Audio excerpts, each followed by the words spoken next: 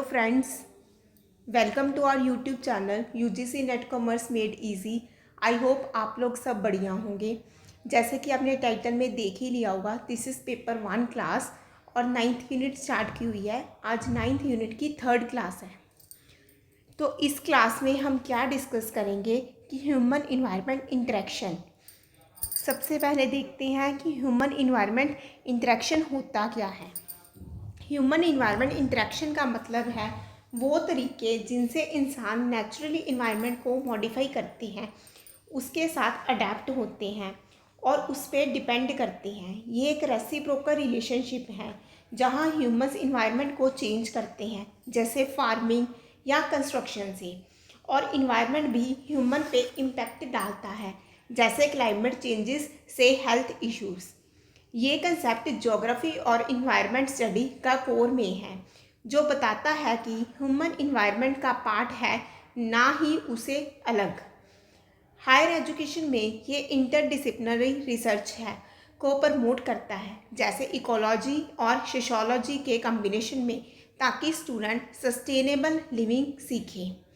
अब हम डिस्कस करेंगे एंथ्रोपोजेनिक एक्टिविटीज़।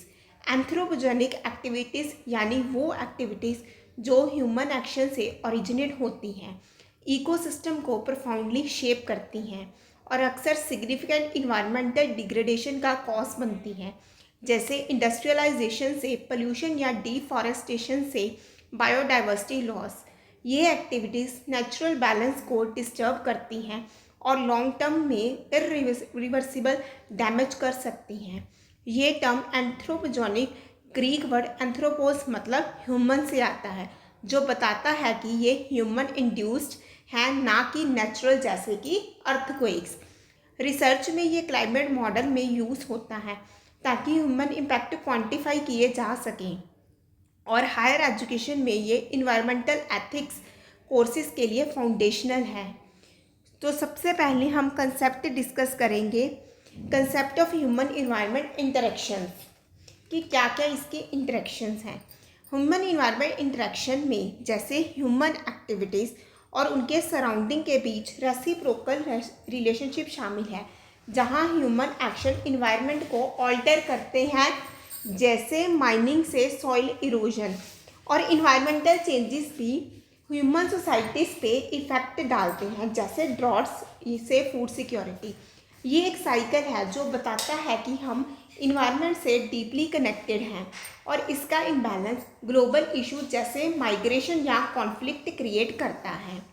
ये कंसेप्ट एडवांस इकोलॉजी में यूज़ होता है, जहां मॉडल्स जैसे फीडबैक लूप्स एक्सप्लेन करते हैं कि कैसे small human action large scale changes ला सकते हैं। हायर एजुकेशन में ये केस स्टडी जैसे अमेजॉन डिफॉरेस्टेशन के थ्रू सिखाया जाता है, ताकि स्टूडेंट होलिस्टिक थिंकिंग डेवलप करें। अब हम ये टर्म्स की डेफिनेशन समझते हैं ताकि कंसेप्ट का बेस स्ट्रॉन्ग हो।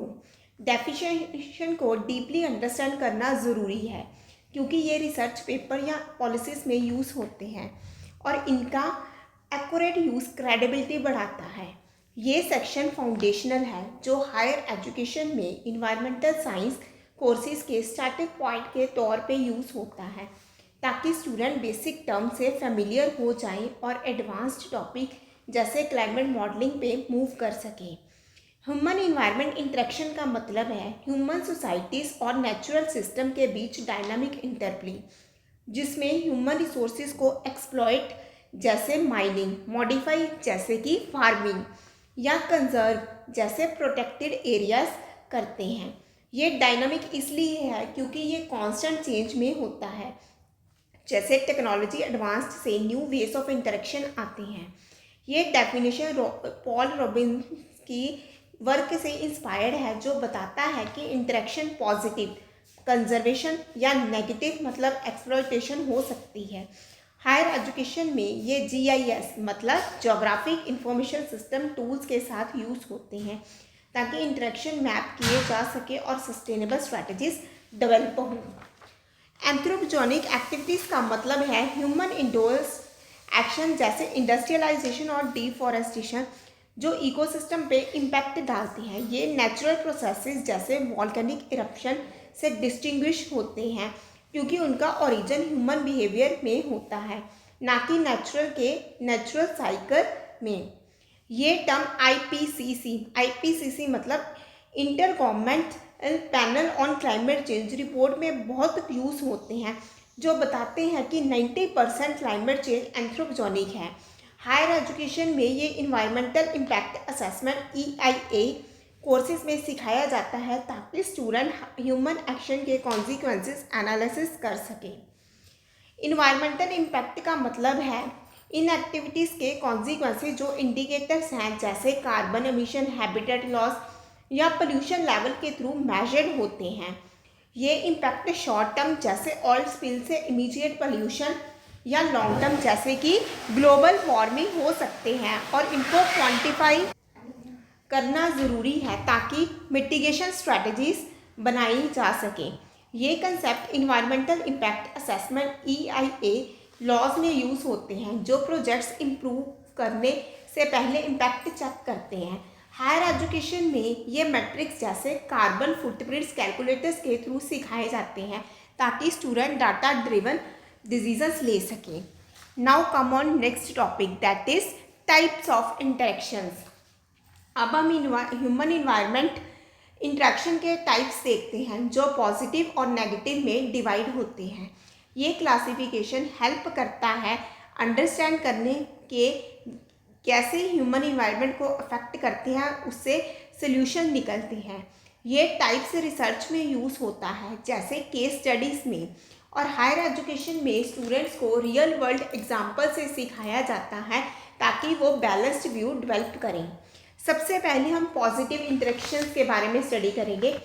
पॉजिटिव इंटरेक्शन में सस्टेनेबल प्रैक्टिसेस जैसे रीफॉरेस्टेशन मतलब जंगल वापस उगाना, या रिन्यूएबल एनर्जी अडॉप्शन जैसे सोलर पावर शामिल हैं, जो इन्वायरमेंटल हेल्थ को इन्हांस करते हैं। ये प्रैक्टिसेस इन्वायरमेंट को रीस्टोर करते हैं और लॉन्ग टर्म बेनिफिट्स देते हैं, जैसे कार्बन सिक्वेस्ट्रेशन या क्लीन एयर। ये पॉजिटिव साइड सस्टेनेबल डेवलपमेंट के लिए है, जैसे इंडिया में एफॉरेस्टेशन प्रोग्राम। हायर एजुकेशन में ये ग्रीन टेक्नोलॉजी कोर्सेज में सिखाए जाते हैं, ताकि students eco friendly innovations design करें। Now come on negative interactions. Negative interaction में एक्सप्लॉयटेटिव एक्टिविटीज़ जैसे ओवर माइनिंग या ओवर फिशिंग शामिल हैं, जो डिग्रेडेशन लीड करते हैं, और ये करंट ग्लोबल कंसर्न जैसे बायोडाइवर्सिटी लॉस को डोमिनेट करते हैं। ये शॉर्ट टर्म गेंस के लिए इन्वायरमेंट को हार्म करते हैं, जैसे सॉइल इरोजन या स्पीसीज एक्सटिंक्शन। ये नेगेटिव इम्पैक्ट एंथ्रोपोसेन एरा का डिफाइनिंग फीचर है, जहां human activities geological changes cause कर रहे हैं। हायर एजुकेशन में ये इन्वायरमेंटल एथिक्स और पॉलिसी कोर्सेज में डिस्कस होते हैं, ताकि स्टूडेंट मिटिगेशन स्ट्रैटेजीज लर्न करें। अब हम बात करेंगे रेलेवेंस के बारे में।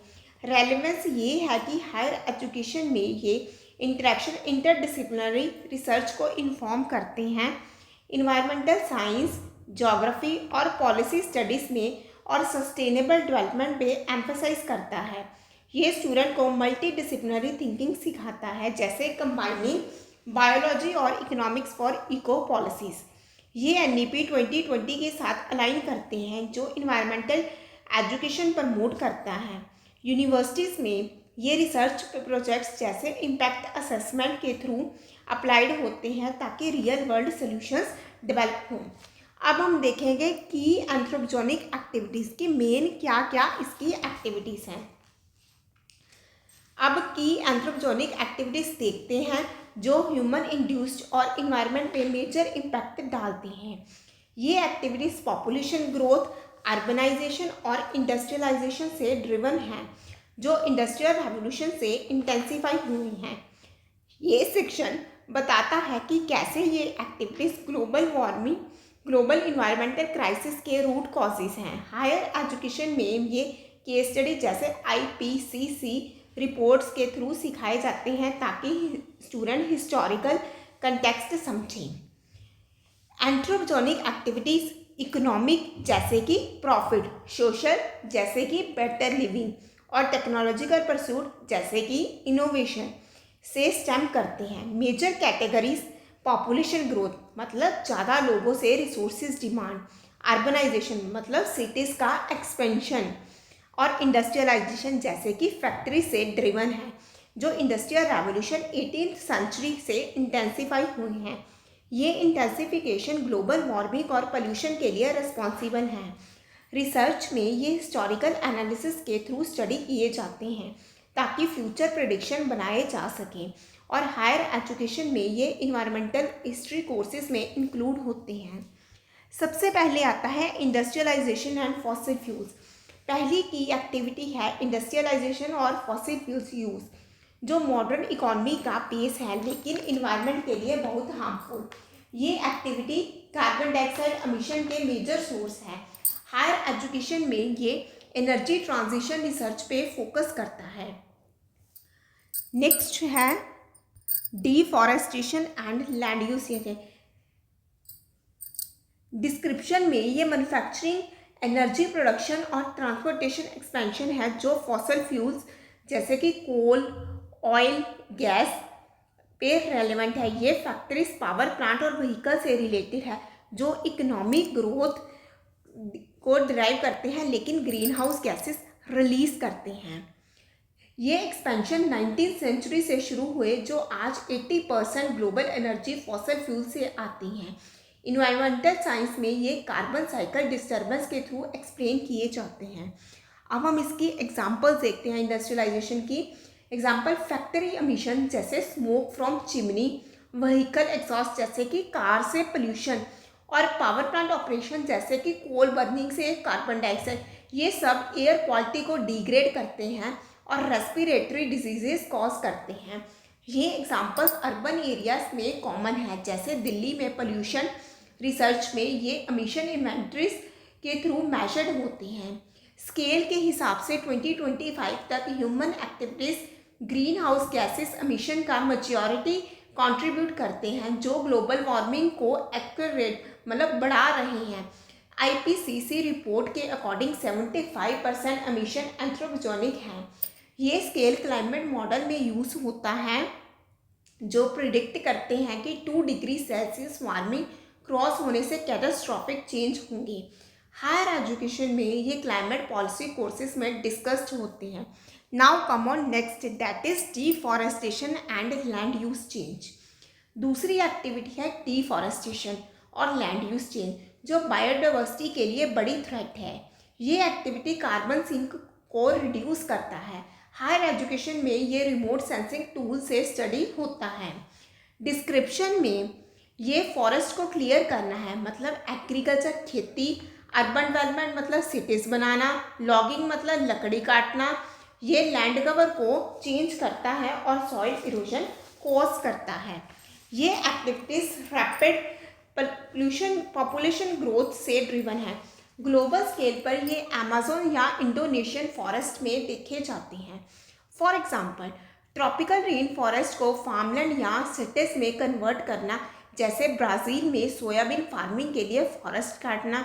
ये हैबिटेट डिस्ट्रक्शन कॉज करता है। ये स्पीसीज एक्सटिंक्शन बढ़ाता है। ये एग्जांपल्स सैटेलाइट इमेजरी से मॉनिटर्ड होते हैं। इंडिया में ये वेस्टर्न घाट्स में होता है। स्केल के हिसाब से 75% of earth land human action से सिग्निफिकेंट ऑल्टर्ड हो चुके हैं, including 85% wetland.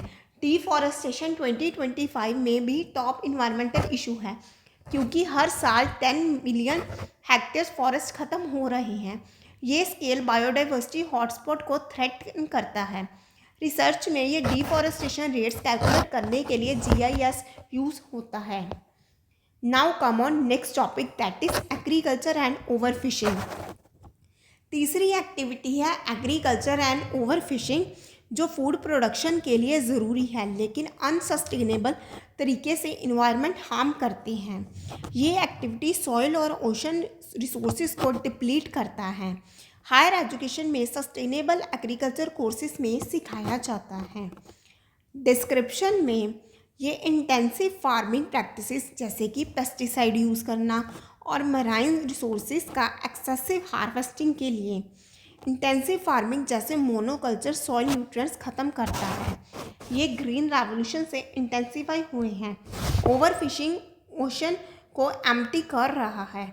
For example monoculture farming जो सॉइल डिग्रेडेशन लीड करता है, जैसे वीट या राइस का हैवी कल्टीवेशन। ओवरफिशिंग जो ओशन स्टॉक्स डिप्लीट करता है, जैसे टूना या कॉड फिश की पॉपुलेशन कम होना। ये example food security threats create करते हैं। इंडिया में पंजाब का में मोनोकल्चर से सॉइल फर्टिलिटी कम हुई है। स्केल के हिसाब से ह्यूमन एक्टिविटीज़ जैसे पोल्यूशन और overfishing rapid biodiversity loss contribute करते हैं, जिसमें 1 मिलियन स्पीसीज एक्सटिंक्शन के रिस्क में हैं। ये ग्लोबल फूड चेन को इफ़ेक्ट करता है। ये स्केल WWF रिपोर्ट्स में हाईलाइटेड है। रिसर्च में ये मराइन बायोलॉजी स्टडीज़ के थ्रू एनालाइज्ड होता है। Now come on next, that is urbanisation and waste generation. चौथी एक्टिविटी है अर्बनाइजेशन एंड वेस्ट जनरेशन, जो मॉडर्न सोसाइटी का बाई प्रोडक्ट है। ये एक्टिविटी लैंडफिल्स और ओशन पोल्यूशन बढ़ाते हैं। हायर एजुकेशन में ये अर्बन प्लानिंग कोर्सेज में फोकस है। डिस्क्रिप्शन में ये रैपिड अर्बन एक्सपेंशन मतलब सिटीज़ का बढ़ना और इंडस्ट्रियलाइजेशन, प्लास्टिक और इलेक्ट्रॉनिक वेस्ट का प्रोडक्शन है। Urban expansion land use change cause करता है। यह पॉपुलेशन ग्रोथ से ड्रिवन है। वेस्ट नॉन बायोडिग्रेडेबल होता है जो सेंचुरीज तक रहता है। फॉर एग्जाम्पल कंस्ट्रक्शंस जो हैबिटेट फ्रेगमेंटेशन लीड करता है, जैसे फॉरेस्ट में रोड्स बनाना से एनिमल के एरियाज डिवाइड हो जाते हैं। प्लास्टिक पोल्यूशन ओशन में जैसे माइक्रो प्लास्टिक फिश को हार्म करते हैं। ये एग्जाम्पल्स मराइन लाइफ को थ्रेटन करते हैं। इंडिया में मुंबई जैसे सिटीज़ में कंस्ट्रक्शन पोल्यूशन बढ़ा रहा है। स्केल के हिसाब से अर्बनाइजेशन इकोसिस्टम ऑल्टर कर चुका है और वेस्ट पोल्यूशन और हैबिटेट डिग्रेडेशन कंट्रीब्यूट कर रहा है। 55% of global population urban areas में रहती है, जो 2050 तक 68% हो जाएगी। ये स्केल लैंड डिग्रेडेशन के 75% के लिए रिस्पॉन्सिबल है। रिसर्च में ये सैटेलाइट डाटा से ट्रैक्ड होता है। Now come on next topic, that is pollution for human activities. पांचवी एक्टिविटी है पोल्यूशन और ह्यूमन एक्टिविटी जो एयर, वाटर और सॉइल को अफेक्ट करता है। ये एक्टिविटी हेल्थ क्राइसिस कॉज करते हैं। हायर एजुकेशन में ये पोल्यूशन कंट्रोल इंजीनियरिंग में सिखाया जाता है। डिस्क्रिप्शन में ये कंटेमिनेटेड क्या रिलीज है। इंडस्ट्रीज़ में केमिकल्स, व्हीकल्स का एग्जॉस्ट, हाउस होल्ड का वेस्ट से ये टॉक्सिक सब्सटेंसेस इन्वायरमेंट में डालती हैं। ये इंडस्ट्रियल रेवोल्यूशन से बड़ा है। पोल्यूशन टाइप्स जैसे एयर, वाटर, नॉइस होते हैं। फॉर एग्जांपल एग्रीकल्चर से केमिकल रन ऑफ जो रिवर्स पोल्यूट करते हैं। फैक्ट्री से एयर पोल्यूटेंट जैसे SO2 या NOx जो स्मोक कॉज करते हैं। ये एग्जांपल्स एसिड रेन या यूट्रोफिकेशन लीड करते हैं। इंडिया में Ganga pollution agriculture run of से है। स्केल के हिसाब से पोल्यूशन इन्वायरमेंटल प्रेशर का की ड्राइवर है, जैसे हैबिटेट चेंज और climate impact. Globally pollution 9 million death cause करता है एनुअली। ये स्केल WHO रिपोर्ट्स में हाईलाइटेड है। रिसर्च में ये पोल्यूशन मॉडलिंग टूल से स्टडी होता है। तो ये था human and environment interaction, anthropogenic activities and there impact on environment का इन डेप्थ और एडवांस्ड ओवरव्यू। ये कंसेप्ट आपके लिए इन्वायरमेंटल रिसर्च, पॉलिसी स्टडी और सस्टेनेबल प्रैक्टिस के लिए फाउंडेशनल है। आई होप आपको जितना पढ़ाया गया है आपको समझ आ गया होगा। आज के सेशन को हम यही वाइंड अप करते हैं। मिलते हैं नेक्स्ट वीडियो में with a new set of topics. अगर आप इस चैनल में न्यू हो तो चैनल को सब्सक्राइब कर देना, वीडियो को लाइक कर देना और अपने फ्रेंड्स के साथ शेयर कर देना, क्योंकि इस चैनल में आपको कंप्लीट सिलेबस करवाया जाएगा फ्रॉम यूनिट 1 टू यूनिट 10, वो भी फ्री ऑफ कॉस्ट। और आफ्टर कंप्लीशन ऑफ सिलेबस हम प्रीवियस ईयर क्वेश्चन पेपर्स भी डिस्कस करेंगे और इम्पॉर्टेंट क्वेश्चंस भी डिस्कस करेंगे जो पेपर में पॉइंट ऑफ व्यू से काफ़ी इम्पॉर्टेंट है, जो आपकी हेल्प करेंगे UGC नेट का पेपर क्लियर करने में, और जेआरएफ के जो बच्चे जेआरएफ के लिए प्रैक्टिस कर रहे हैं उनका जेआरएफ भी क्लियर हो जाएगा। ओके।